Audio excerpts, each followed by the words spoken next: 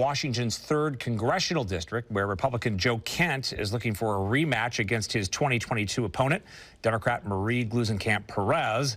And as you can see, he will get that rematch. Both candidates will advance to the general election in November. Gluesenkamp Perez with 47% to Kent's 38%. Washington's District 3 race is for a hotly contested and nationally watched seat. Fox 12's Julia Lopez was in Vancouver today talking with both candidates. And Julia, what's the attitude heading into November?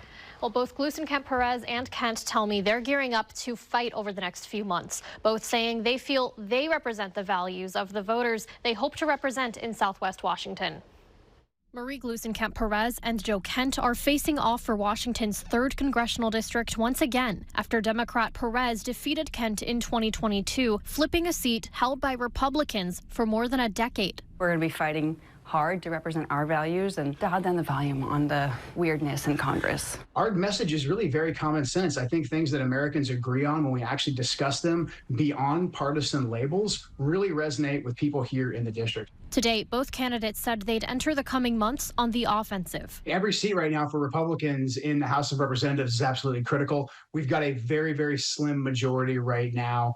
We can't be complacent. We need to flip this seat. This is still, I think, a common sense district. I am not running in this seat to be a cheerleader for any party.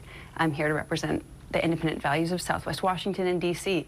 That's what I've been doing the last 18 months, and that's what I'm fighting to continue to do. Incumbent Perez says she's learned a lot during her 2 years in Congress, where she says she works to address the cost of living and support the middle class. Ex-Green Beret Kent calls her a radical, saying his goal is to unite the Republican Party by securing the southern border and prioritizing America. District 3 voters are saying it feels more important than ever to cast their ballots. In the primary, it's so important to vote because the turnout is so much lower than the general, so your voice counts that much more exponentially in the primary, and that's really where a lot of these races are decided. I'm happy to be voting, man, because there needs to be a change, you know, and I want to be part of that change. My father and mother taught me that it is important, right down to the smallest office. Again, latest totals show Perez is advancing with 47% of the vote, and Kent is advancing with 38%. They both say they'll be knocking on doors all the way until November. In studio, Julia Lopez, Fox 12 Oregon.